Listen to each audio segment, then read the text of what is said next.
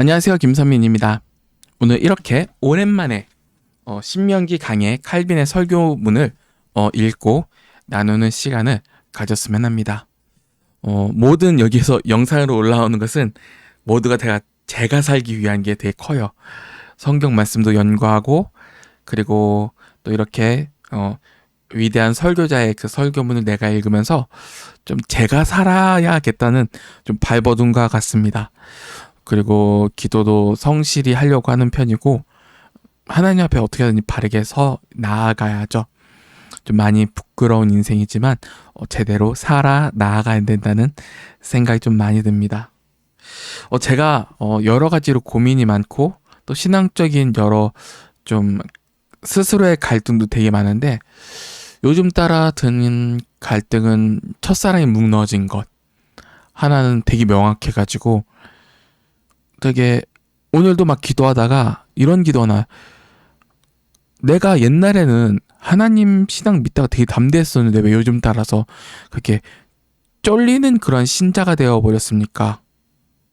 그래서 단 하나의 소원이라면 내 평생 동안 예수 그리스도의 십자가만 바라보게 해주세요 라는 그러한 고백이 나오더라고요. 그러니까 옛날과 달라진 건 되게 확 느껴져요. 지금의 현재 상황에서는 미친놈처럼 사역을 해야 되는데 그러한 깡다구도 없어지고 그러한 능력도 없어지고 그냥 그 자리에서 안주하려는 게 되게 크다 보니까 되게 그것이 기도로 나오더라고요. 원망하면서 하나님께. 그리스도인에게는 하나님 원망이 특권이죠. 하나님 나를 끝까지 십자가를 바라보게 할 수 있잖아요. 근데 왜 지금은 이렇게 살고 있나요? 라는 그 고민점이요. 그리고 두 번째로는 참 제 머리가 되게 많이 둔해졌다라는 생각이 들어요. 그 예전에는 제가 20대 한 중반까지만 해도 원래 맨날 그 신학적 토론회 판에 되게 많이 끼어들었어요. 20대 중반까지만 해도 그때마다 그 얘기는 어느 책 몇 페이지 몇째 줄에서 나온 그것에 반론됩니다라고 얘기할 정도로 되게 빠릿빠릿 돌아갔었는데 되게 2014년부터인가 그때부터 제가 그런 능력이 사라진다는 게 확 느껴지더라고요. 아마 하나님과의 관계가 스스로가 막 틀어져 가면서 천천히 틀어져 가면서 아마 그 능력을 하나님께서 앗아가시지 않았는가라는 생각이 듭니다. 근데도 어떠한 그때 제가 청년부 때부터 시작했는데 신학적 논쟁을 하면 지금까지도 결과는 틀리지 않았어요. 항상 결과는 맞춰요. 왜냐면 그 결과에 대해서 명확하게 뚜렷하게 남아두거든요. 어디가 이단이다, 어디가 교단이 교류금지 시켰다, 뭐 몇 년도에 어떻게 됐다라고 하는 것은 결과는 맞아요. 근데 과정이 틀려요. 과정을 헷갈려요. 이게 어떤 과정이 있었지? 어디 있었더라? 그러니까 막 논쟁을 벌이는데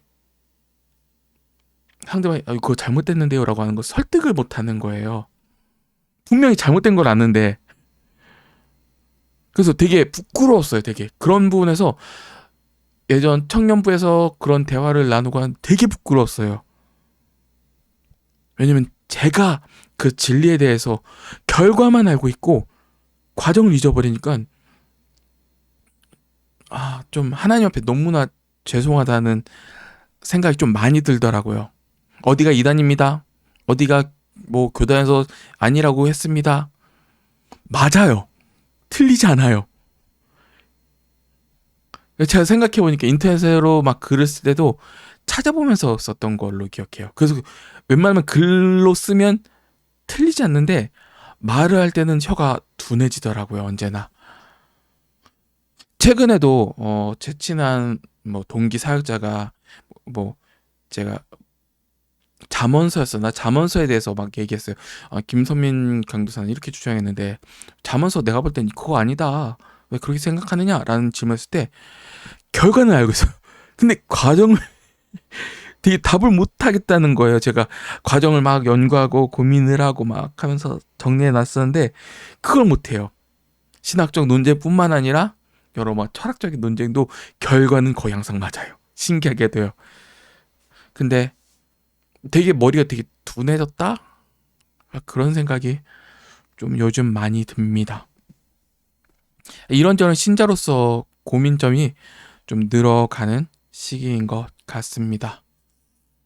좀 더 부끄러움의 크기도 더욱더 커졌고 하는 여러 가지 하는 부분도 있으니까 요즘 너무나 바빠가지고 이렇게 남는 시간이 생길 줄 몰랐어요. 그리고 내일부터 또 바쁘게 또 시간 다 채워가면서 좀 여러 가지로 준비를 해야겠다는 생각이 듭니다. 그리고 이제 제가 생각하고 있는 것은 좀 여름 사역 당연히 요즘 되게 바빠서 시간 내기도 힘들고 요즘 부서를 어떻게 체계적으로 더 굳세게 할까라는 고민이 정말 많습니다.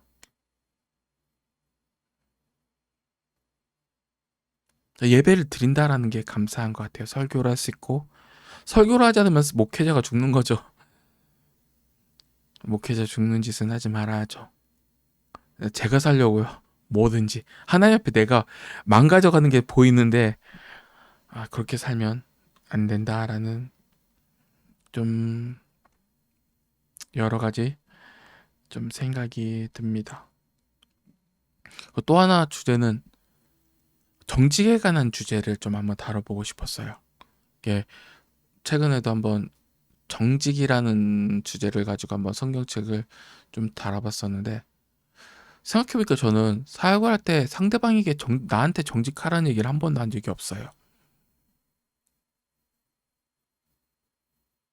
그거요. 그 상대가 만약 저도 여러 애들 맡아보고 거짓말하는 것도 확 드러날 때가 있잖아요. 알아요. 근데도 그냥 너 왜 그럴 수 있는데 정직하지 않아? 라는 얘기를 한 번도 한 적이 없습니다. 그거예요.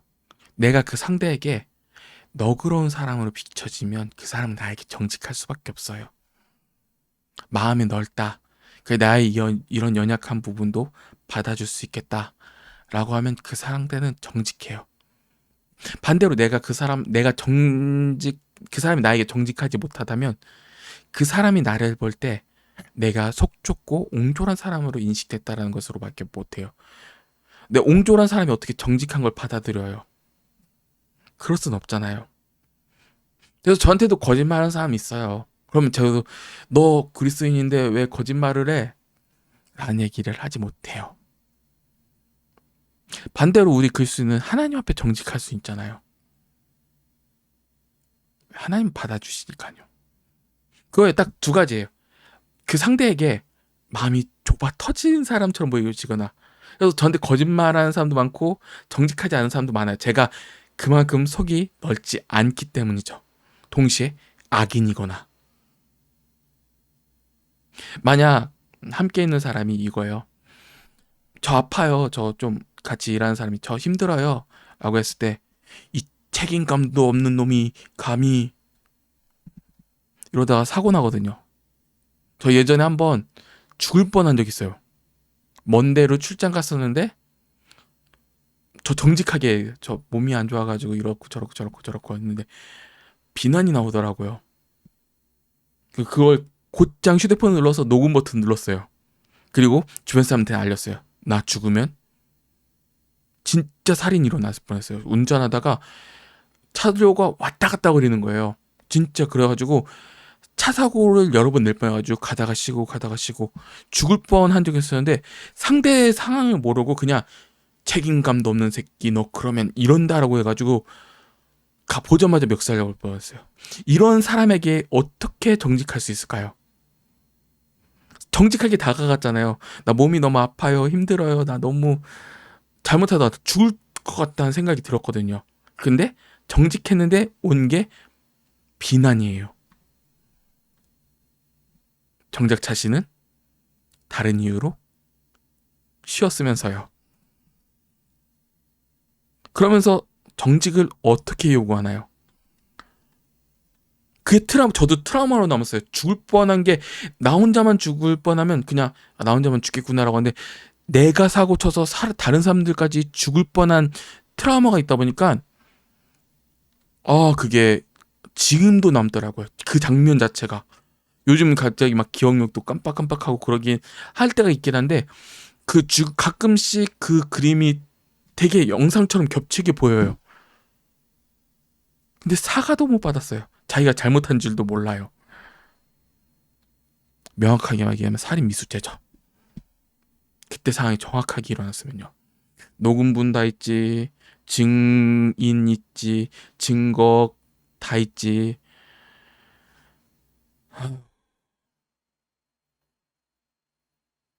그래서 그때 가면서 들었던 생각이, 죄값은 사망이구나. 진짜 악인이구나. 이게 사람을 대하는 방식이구나. 아직도 다 남아있어요.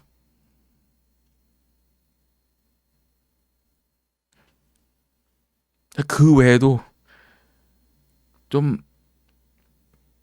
이야기가 좀 많을 것 같아. 많죠, 많죠.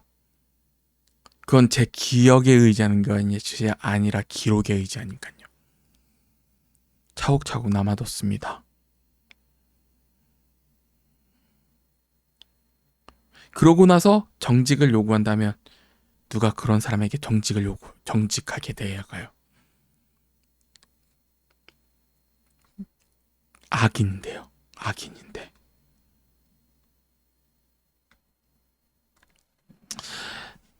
그래서 제가 막 여러 가지 갈등이 되게 많아요. 갈등이 많고 신앙적으로 고민이 많은데, 그건 되게 아직도 트라우마예요. 트라우마. 진짜 트라우마예요. 그리고 보면 내 앞에 나를 죽이려고 했던 사람이 앞에 서 있다라는 생각이 항상 들어요. 주님, 이 인간을 용서케 하옵소서. 어떤 죄보다는 사람이 죽을 뻔한 것만큼한 죄는 없어요.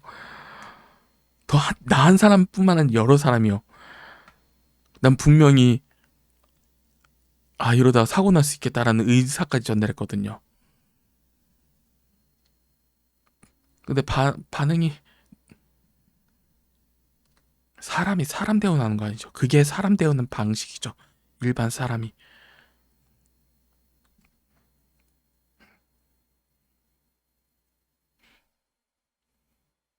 과거서부터 좀 그래요. 좀 약간 그런 기억이 하나둘씩 쌓이면서 좀 그럽니다. 최근에 기억력이 나빠졌는데 아마 신앙적으로 신앙인으로서 다시 하나님께 막 집중하면 저의 성향으로 하나님께서 다시 기억력을 주실 거라는 생각이 들어요. 바보같이 결과는 뻔히 정답을 말하고 있는데 과정이 틀려서 사람을 설득하지 못하는, 정확하게 진리를 전달하지 못하는, 틀린 진리를 틀린 진리대로 믿게 만드는, 그렇게 목회자로서 부끄러운 좀 일이 없도록 좀 해야겠다라는 생각이 좀 듭니다. 지난번에 이어서 제가 신명기 첫 번째 그 설교문을 중간부터 읽도록 하겠습니다. 말씀을 향한 순종입니다. 만약 하나님의 말씀을 듣지 않고 가르침을 받으려고 하지 않는다면 이사야 선지자를 통해서 이스라엘 백성을 경고하셨던 것을 우리에게 내리실지 모릅니다. 이사야 선지자는 모든 묵시가 너희에게는 마치 봉한 책의 말이라. 그것을 유식한 자에게 주며 이르기를 그대에게 청하노니 이를 읽으라 하면 대답하기를 봉하였으니 못하겠노라 할 것이요.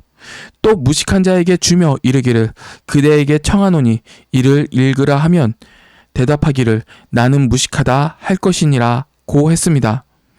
짐승처럼 남잡한 생활을 하고 하나님께 복종하지 않는 자를 어떻게 벌하셨는지 기억하십시오. 하나님이 한동안 우리를 참아주십니다. 우리가 하나님의 집에서 추방당하고 진리를 박탈당하고 사단에게 넘어져서 눈이 멀게 되고 더럽혀져도 불쌍히 여겨 여전히 우리를 당신 곁으로 이끄십니다. 그러나 만약 우리가 여전히 선한 가르침을 거절하고 연말이 되었는데도 그해 첫날보다 나아진 것이 전혀 없다면 이러한 위험이 틀림없이 우리에게 임할 것입니다. 즉, 우리가 성경을 손에 들고도 선한 가르침을 거절한다면 말씀을 조금도 이해하지 못하는 것입니다. 따라서 우리는 밝은 빛이 변하여 흑암이 되지 않도록 항상 두려워하고 오늘 하나님께서 주시는 기회를 굳게 잡아 복된 생활을 하도록 해야 합니다. 이를 이스라엘 백성들에게 선포하여 그들로 그 당시에 유익을 얻게 하였습니다. 그러나 그 내용은 오늘날 우리에게도 해당됩니다. 하나님은 우리를 그 보물의 공유자로 만들고 싶어 하십니다.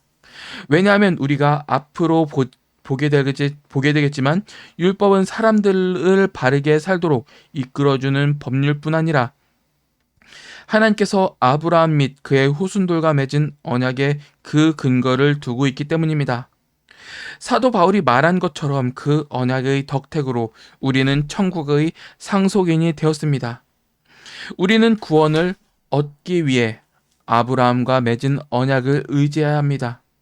그리고 하나님의 교회의 권속과 예수 그리스도의 지체가 되기 위해서 아브라함의 영적인 후손이 되어야 합니다.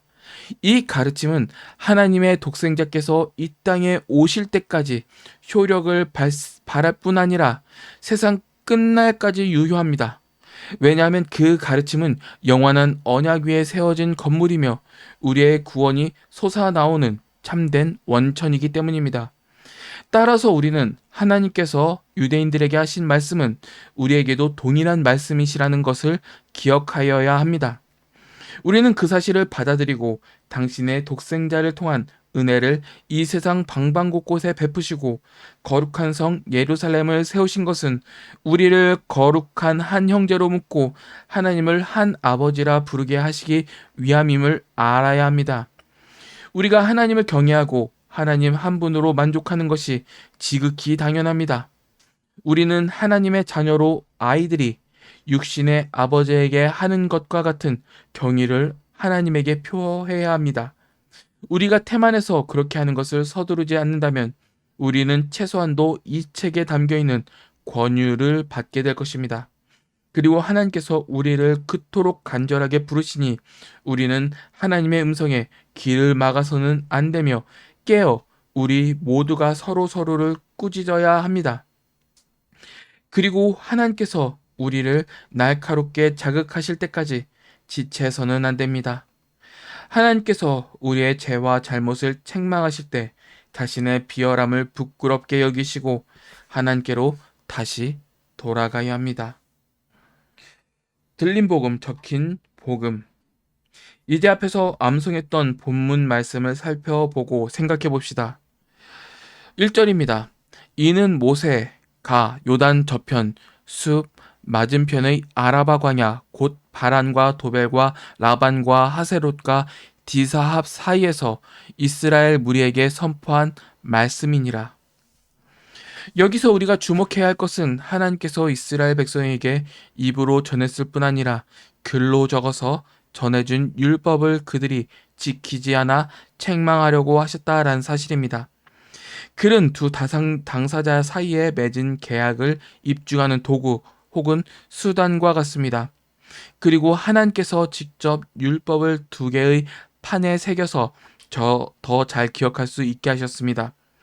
계명은 그 자체가 매우 명확하고 하나님께서 그것을 잊지 못하게 하기 위해서 만반의 조치를 취하셨지만 백성들은 그것을 받아들이지 않았습니다.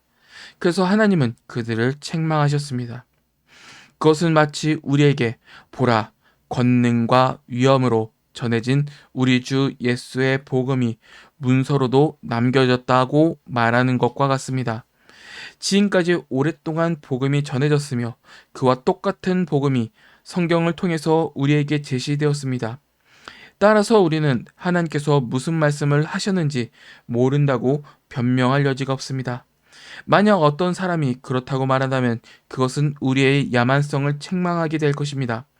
다시 말하지만 우리가 어렸을 때 독생자의 이름으로 세례를 받았어도 우리가 하나님을 모른다고 하면 성년이 되어서도 여전히 매우 우둔해서 하나님의 진리를 그렇게 자주 듣고서도 여전히 시끄러운 소음으로 여깁니다. 또 그것이 무엇인지 알지 못하거나 심지어 그것을 전혀 맛보지 못했다면 아무리 오랫동안 또 많은 방법으로 복음이 우리에게 전해졌을지라도 그것은 우리 자신을 고발하는 기소장을 쓰는 것과 같습니다. 모세는 백성들이 하나님께 감사할 줄도 모르는 자들이라고 공개적으로 증언하기 위하여 다음과 같이 강경하게 말했습니다. 이것은 내가 너희에게 하루나 이틀 하지 않고 호렙산에서 율법을 선포한 후 지금까지 계속해서 자주 외치고 전한 하나님의 말씀이다. 그런데 너희는 너희의 성격이 잘못 형성되었음을 보여주었기 때문에 나는 너희로 하여금 너희가 전에 들었던 내용을 기억하기를 중단하지 않았다. 우리는 모세가 한 말을 통해서 많은 각성을 해야 합니다.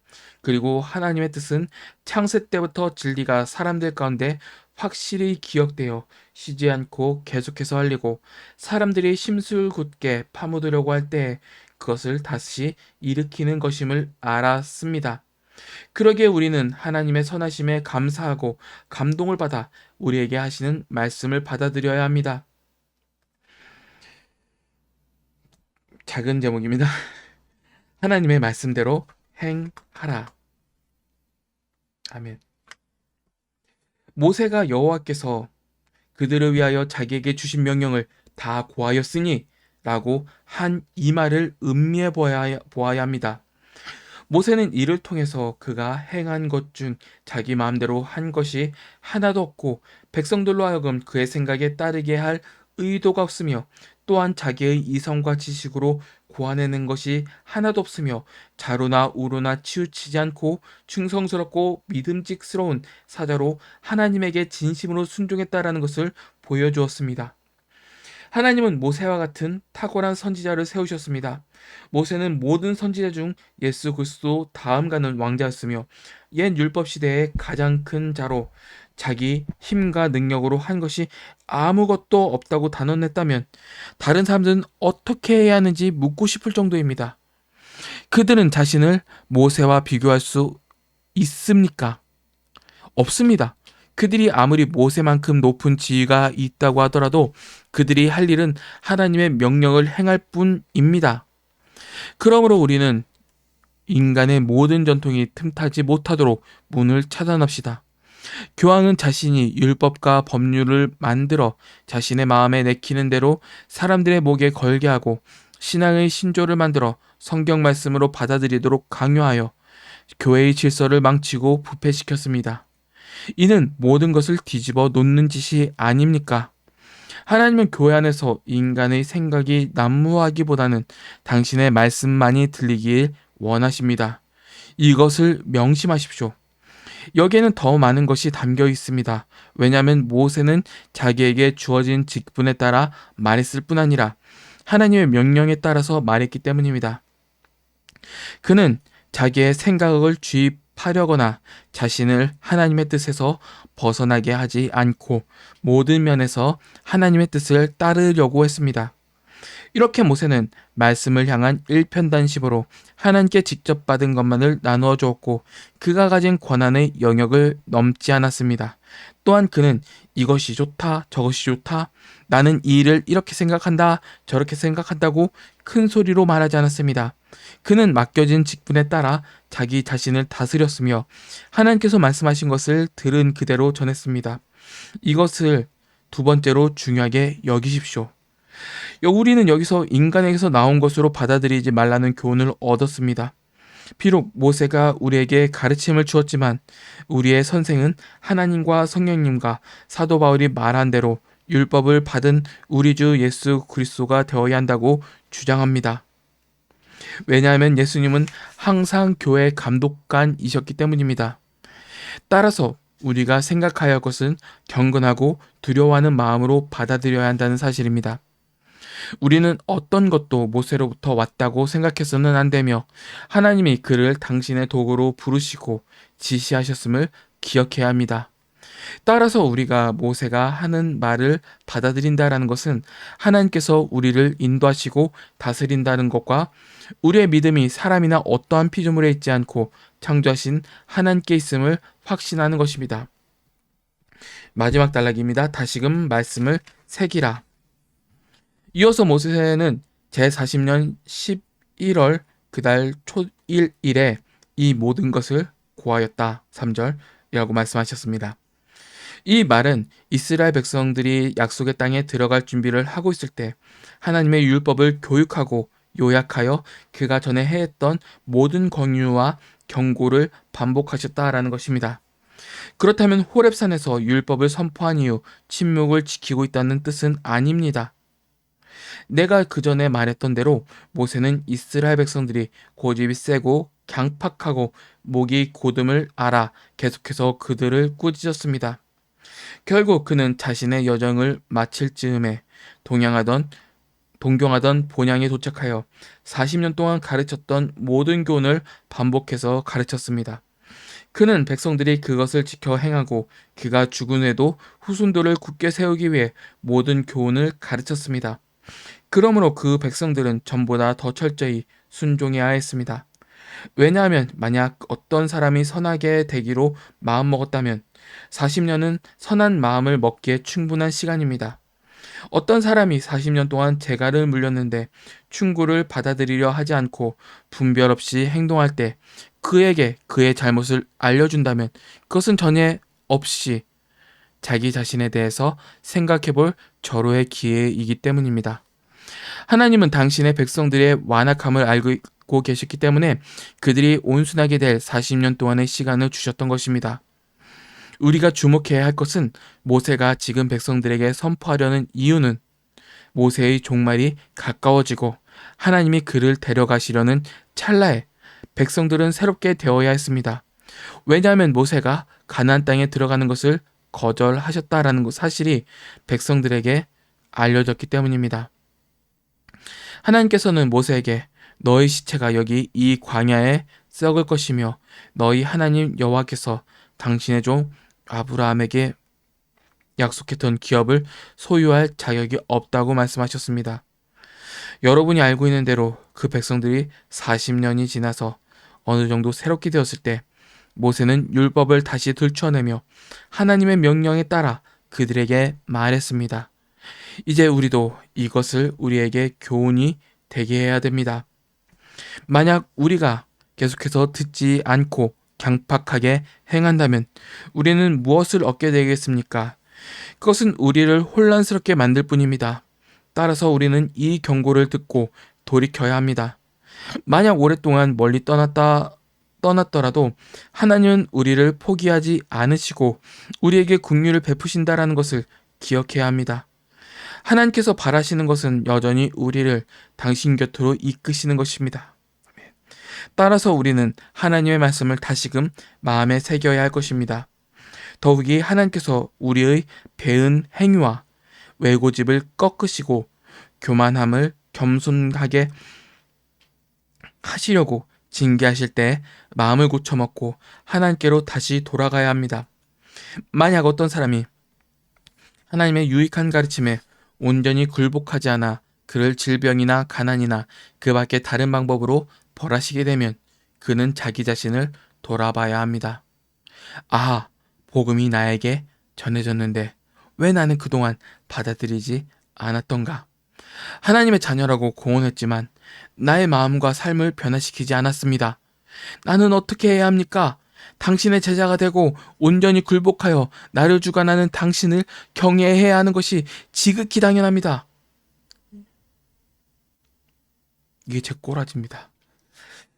이를 통해 하나님은 우리의 사악함을 꾸짖으시고 반항하는 기질을 압도하여 우리를 회복시키십니다.